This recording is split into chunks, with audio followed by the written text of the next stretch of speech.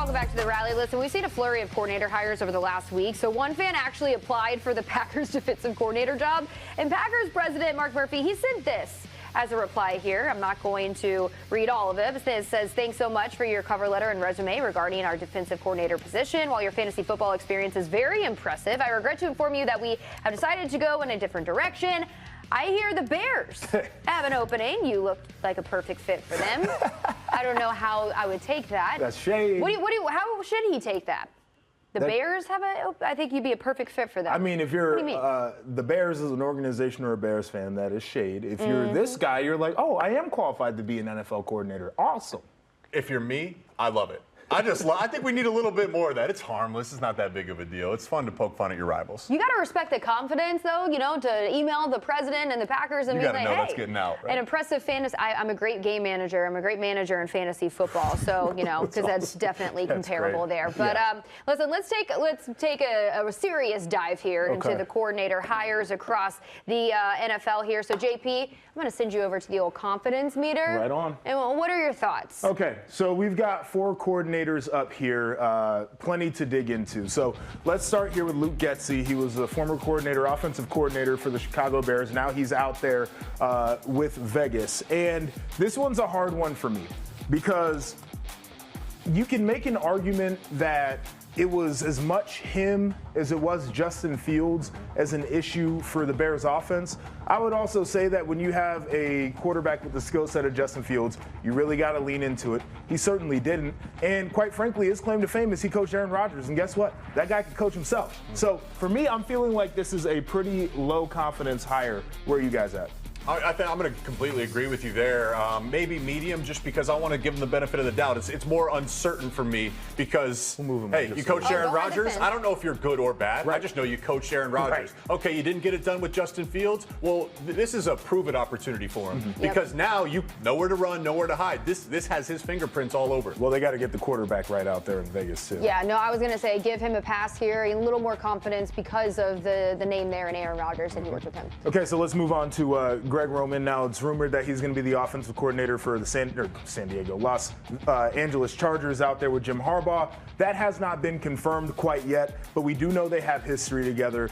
He was with Jim Harbaugh when he was the coach of the Niners, did a wonderful job. They're masterful with some of the run schemes, did a great job in Baltimore as well under John Harbaugh, coaching Lamar Jackson to that first MVP. Again, some really good run games there. I feel very confident about this for multiple reasons. Number one, Jim Harbaugh, direct guy. You know exactly what he's going to be offensively. But second off, the familiarity, because I think it takes a special person to work with Jim Harbaugh and to be successful with Jim Harbaugh. He's got that covered, and he's a good coach anyway. You know why I like this hire?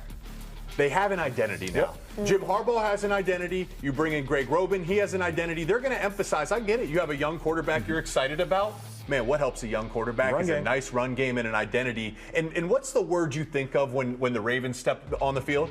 Tough, right? Yeah. Tough. Yeah. So for those reasons, I'm loving this hire. And that's been the biggest criticism for the Chargers is the fact is that they don't have an identity. Who is this Chargers team? Bringing in a guy like Harbaugh and somebody that's familiar with his coaching style. Okay, so let's talk about Cliff Kingsbury here. He was supposed to take the Raiders job, and he ends up with the Commanders. Now, he's got a very unique resume as a coach. In college, he coached Baker Mayfield, did a wonderful job with him.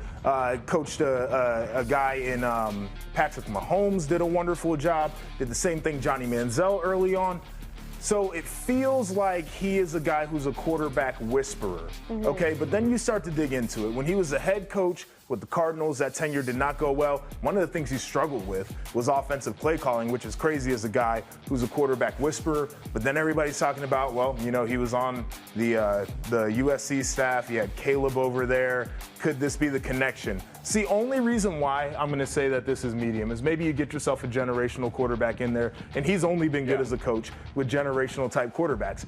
But I don't have confidence Again, it's like coaching Aaron Rodgers. Okay, you coach Patrick Mahomes. Okay, well, you coach Johnny Manziel. Okay, Mahomes, yeah, right. Well, we can't really judge his head coaching because a lot of times you talk about guys, yeah, they're good coordinators, but they're not very good head coaches. But I mean, you talk about he's the quarterback whisperer. We talked about Caleb Williams. That's what the they fact say. that the Commanders could possibly take him. There's already that chemistry between these guys. Caleb Williams, could he be that franchise quarterback to take the Commanders to the next You have level? to go get Caleb Williams Yeah. though now, Yeah. right? All the dominoes are falling into place. I like that they have a plan. You just got a new head coach. Now you got your play caller. Go out and get your franchise quarterback and give it 3-4 years to develop.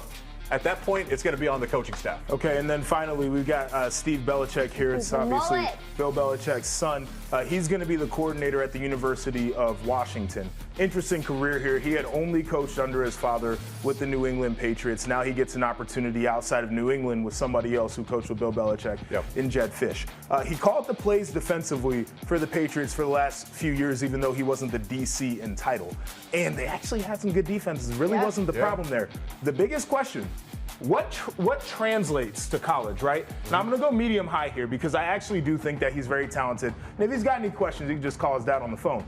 But when you go from the NFL to college, you better be a phenomenal teacher, and you got to get that playbook a little bit skinnier so those guys can digest it all. I think this is a spot-on order. I like where you put this. So let's go to a few teams last year. Michigan had their defensive coordinator who came from the NFL. Yep. Notre Dame had a defensive coordinator that came from the NFL. UCLA's defensive coordinator, who's now at USC, all came from the NFL. So three of the top defenses had an NFL background become their play caller, and it worked out pretty well. Yeah, and I think, the mullet just gives me like he's just can be a player's coach, right? The fact that he can relate to the younger guys, I would hope so. But yeah, I think this is an interesting move here. He's already proved what he can do there in New England, so we'll see how that translates over to college ball in Washington.